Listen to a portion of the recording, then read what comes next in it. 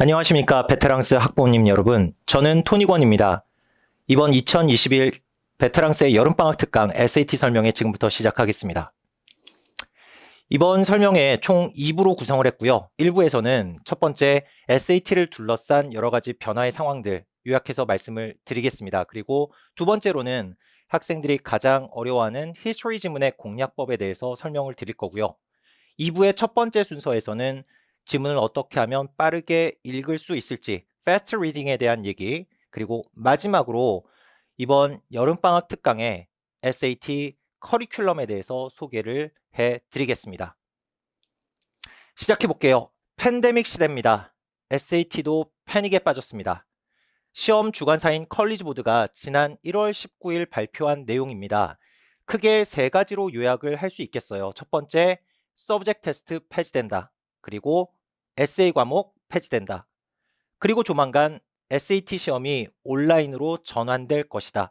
여기까지가 컬리지보드가 공식적으로 발표한 내용이에요. 그리고 추후 4월 중에 다시 한번 구체적인 발표가 있을 거라는 얘기를 했습니다.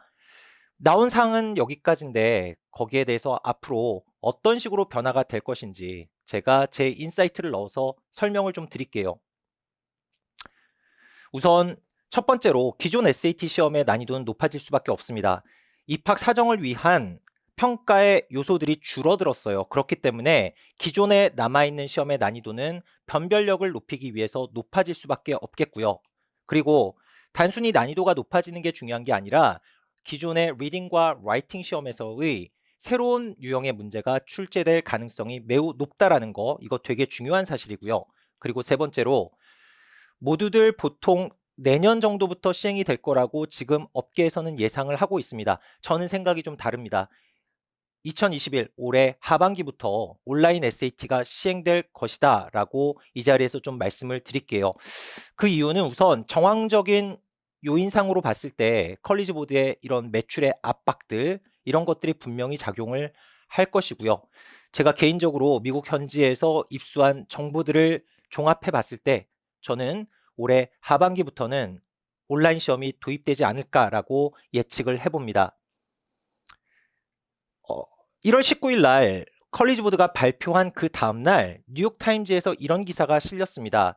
컬리지보드의 언론 담당 헤드가 공식적으로 뉴욕타임즈와 인터뷰를 한 내용이에요. This version이 would be offered only in proctor test centers. 무슨 얘기냐면 온라인 시험이 시행되더라도 집에서 보는 홈 테스트 형태가 아니라 컬리지보드가 관장하는 지정된 테스트 센터에서 모여서 보는 방식이 될 것이다. 이건 전 세계가 동일하게 되겠습니다. 그래서 오늘 이 자리에서 학부모님들 참고를 하시라고 제가 직접 화면을 한번 디자인을 해봤어요. 그래서 우리 아이들이 온라인 SAT 시험을 보게 되면 이런 화면으로 보게 될 것이다. 왼쪽에 보시면 리딩이에요. 리딩 패시지가 이렇게 스크롤해서 볼 수 있게 나오고요. 그 옆에 오른쪽에 그 리딩 지문에 속한 1번부터 11번까지 11문제가 차례대로 뜨게 됩니다. 그러면 학생들이 이제 클릭을 해서 풀게 되는 거죠. 라이딩 역시 마찬가지입니다. 왼쪽에 라이딩 지문이 뜨게 되겠고요. 그리고 역시 한 지문에 속한 11문제가 스크롤해서 이런 식으로 클릭해서 풀 수 있게 이렇게 화면이 구성이 될 겁니다. 참고하시고요. 그리고 이제 가장 중요한 얘기입니다. 에세이 과목의 폐지인데요. 보통 이 사실을 받아들이실 때 에세이 과목 하나 줄었으니까 우리 아이들의 부담도 줄 것이고 좋겠다라고 생각하시기 쉬울 것 같아요. 그런데 문제는 그렇게 간단하지가 않습니다. 이 에세이 과목이 뭐였냐면 논설문 형태의 글을 읽고 그 안에 들어있는 그 글에 쓰인 설득의 기법들을 분석하는 글을 우리 학생들이 쓰는 내용이었어요. 그래서 총 세 가지 영역, 리딩과 라이팅, 어널리시스 세 가지 디멘전으로 각각 8점 만점으로 채점이 됐었습니다. 그게 바로 에세이 과목이었었는데 중요한 건 이게 폐지가 되면서 여기서 평가하던 요소들이 그대로 리딩과 라이팅으로 녹아 들어갈 수밖에 없겠다라는 거죠. 그렇기 때문에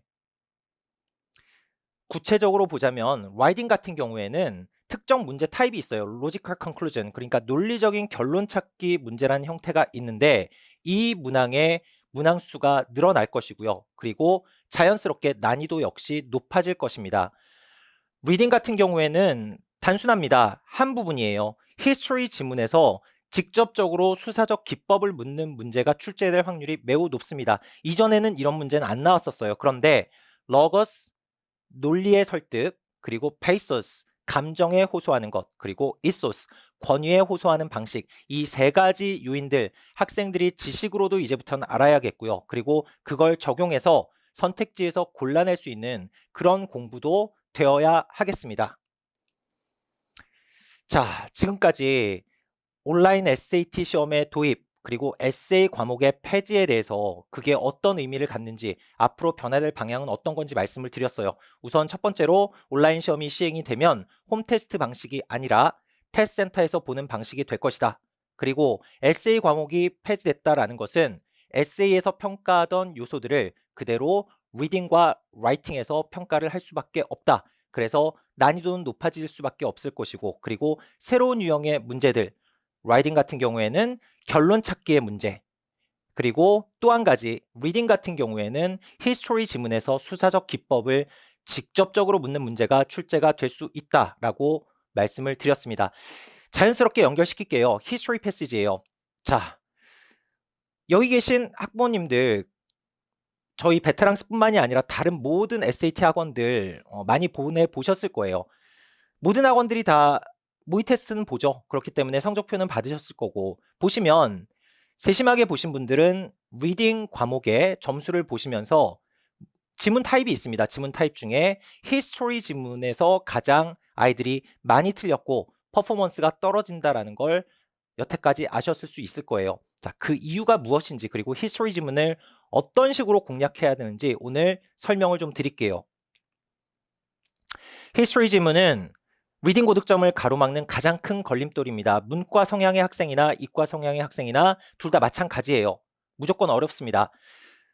두 가지 영역에서 출제를 합니다. 미국 건국 이념이 담긴 문서들 또는 세계 역사에서 유명한 연설들, 이런 데서 출제가 된다라고 공식적으로 나와 있고요. 그러면 도대체가 히스토리 패시지가 왜 어려운지, 막연하게 어렵다고 생각할 게 아니라 이유가 무엇인지를 오늘 설명을 드리겠습니다. 첫 번째로 올드 잉글리시예요. 18세기, 19세기 문서들이 많다 보니 아무래도 학생들이 현대 영어와는 방식 자체가 좀 다르기 때문에 적응하는데 어려움을 겪을 수밖에 없고요. 그리고 문장 자체의 난이도가 높습니다. 다른 과학 지문이나 문학 지문에 비해서 형태 자체가 달라요. 구체적으로 말씀드리자면 더블 네거티브, 이중 부정이라고 하죠. 예를 들어 여태까지 단 한 번도 중요하지 않은 적이 없었다. 이게 빠르게 머릿속으로 트랜슬레이션이 돼서 항상 중요했다. 이렇게 인식을 할 수 있어야 돼요. 그런 역량이 필요하고요. 또 한 가지 컴마 샌드위치라고 하는데, 컴마와 컴마가 문장 중간에 삽입이 된 형태.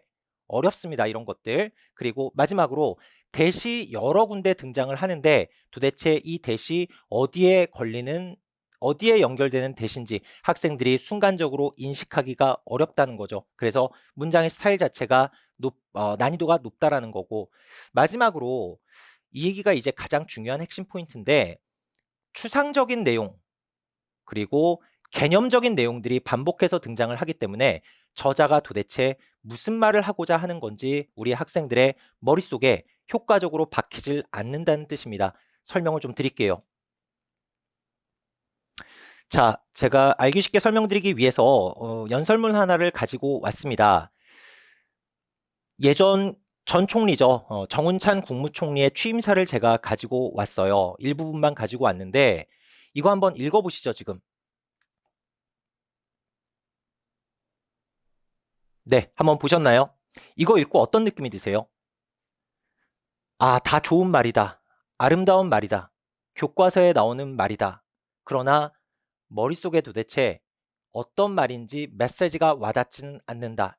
혹시 이렇게 느끼지 않으셨나요? 우리 학생들이 SAT 리딩 시험을 볼 때 히스토리 패시지를 읽을 때 정확히 지금 그 감정과 똑같은 감정을 갖게 됩니다. 제가 강의하는 방식으로 잠깐만 설명을 드릴게요. 이 정운찬 전 총리의 취임 연설 첫 번째 단락에서 가장 중요한 키워드는 당연한 얘기지만 아시아 지역의 부상입니다. 거기에서 파생되는 게 플러스 요인이 있고 마이너스 요인이 있는데 플러스 요인은 도약의 계기가 될 수 있는 거고 마이너스 요인은 거센 도전이 될 수도 있다.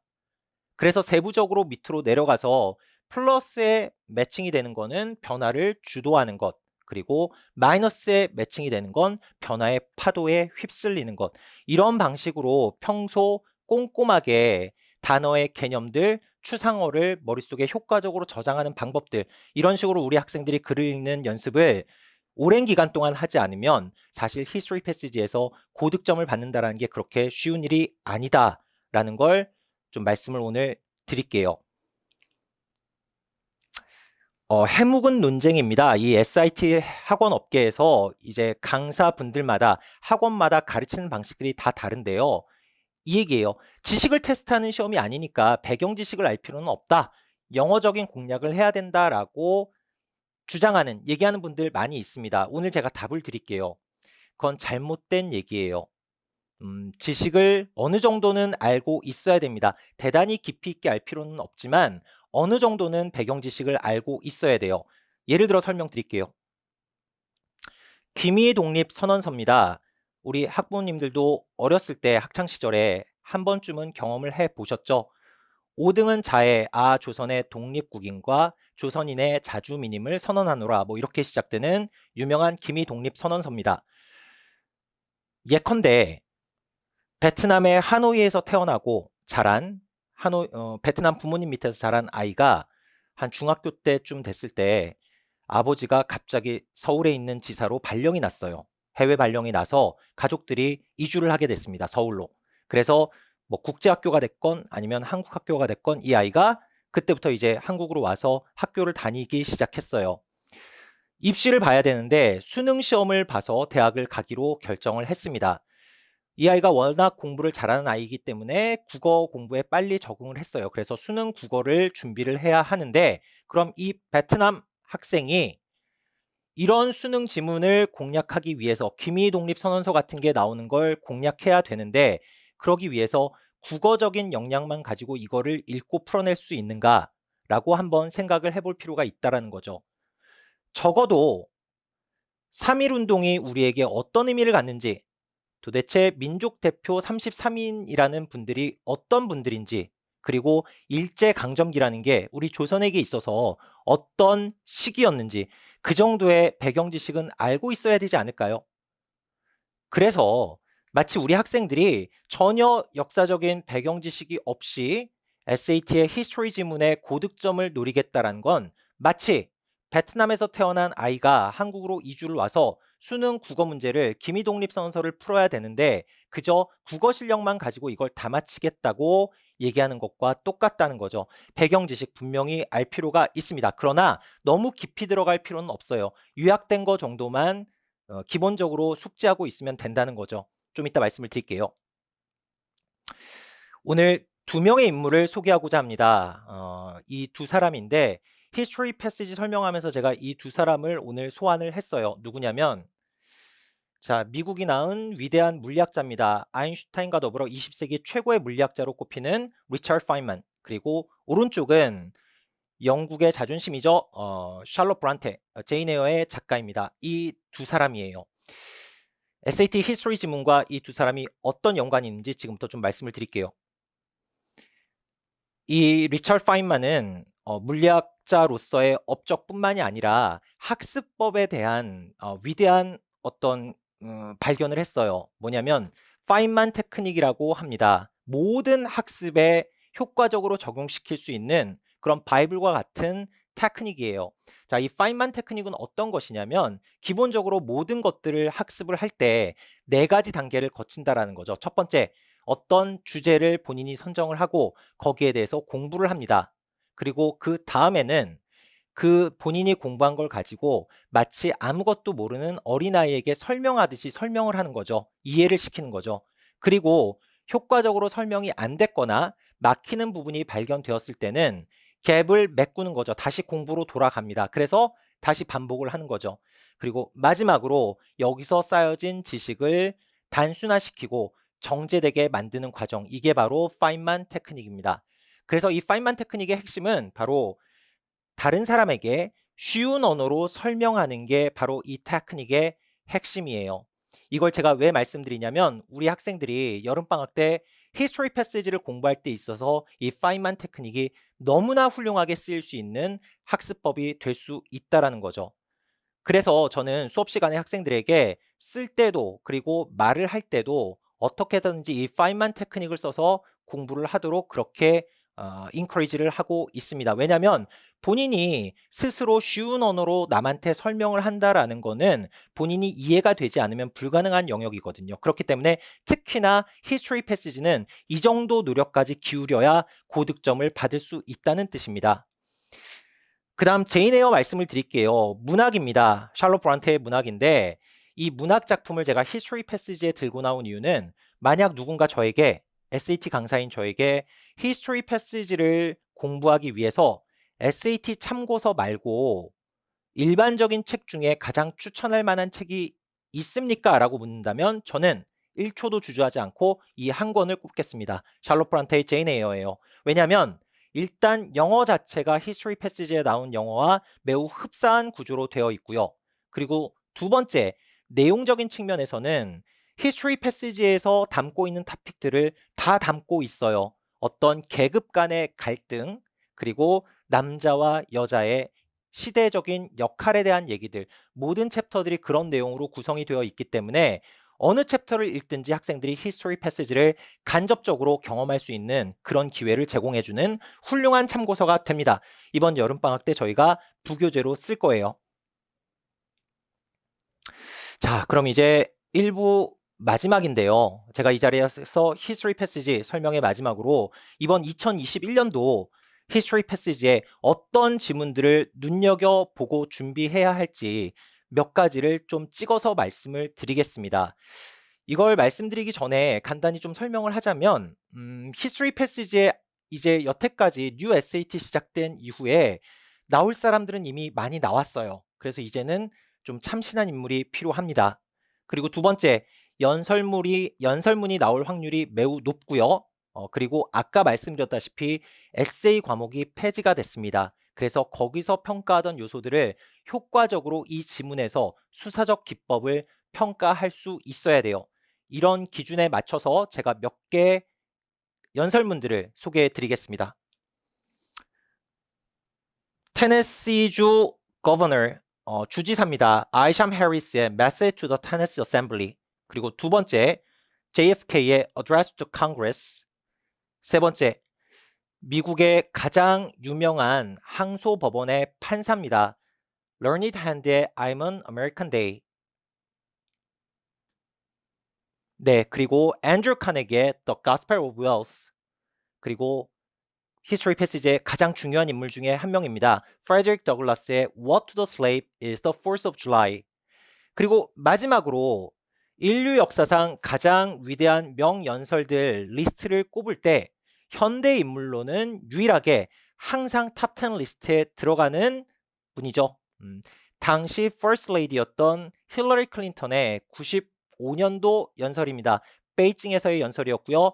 전 세계 여성들을 감동시켰던 Women's Rights are Human Rights. 이 연설 반드시 이번 2021년도 SAT를 준비하는 학생들 눈여겨봐야 될 연설문들입니다. 자, 그러면 여기까지 제가 말씀을 드렸고 이제 이 히스토리 패시지 공략을 하기 위해서 저희 베테랑스가 어떤 준비를 하고 있는지 설명을 좀 드릴게요. 네, 아예 제가 하나의 트랙을 따로 만들었습니다. Breaking the History라는 수업의 트랙을 만들었어요. 이번 여름방학 특강에는. 그래서 이렇게 교재로 구성이 되고요. 히스토리 패시지 예상 지문 아까 보여드렸던 그 6개의 전문을 수록을 해놨고요. 그리고 아까 말씀드렸던 배경 지식에 필요한 토픽들 4-5가지 정도면 충분합니다. 노예 해방, 여권 신장, 여성의 투표권, 그리고 남북 전쟁에 대한 얘기들, 역사적 개요를 제가 다 설명을 해놨습니다. 그리고 파인만 테크닉으로 모든 걸 연습하게 만들어 놨고요. 마지막으로 컬리지 보드의 오피셜 테스트가 1번부터 8번까지 8개가 있습니다. 거기에 8개 히스토리 패시지의 지문을 문장 단위로 제가 전부 쉬운 영어로 다 바꿔놨습니다. 그래서 이걸 혼자서도 읽어가면서 공부할 수 있게 그렇게 구성을 했습니다. 그래서 이번에 Breaking the History라는 트랙, 분명히 우리 학생들 여름방학 때 히스토리 패시지를 잘 공략할 수 있는 능력을 만드는 데 있어서 많은 도움을 줄 거예요. 자, 여기까지 1부 순서 말씀을 다 드렸습니다. 이어지는 2부에서는 문장을 빨리 읽는 거, 지문을 빨리 읽는 방법, 패스트 리딩에 대한 설명 좀 드릴 거고요. 그리고 저희 베테랑스의 이번 여름방학 특강 SAT의 커리큘럼 소개를 드리는데, 특히나 토요일 날 무료 리딩 수업 더 리딩 헬게이트에 대한 소개해 드릴 테니까 이어지는 2부 많은 시청 부탁드립니다. 자, 지금까지 1부 순서였습니다. 마치겠습니다. 감사합니다.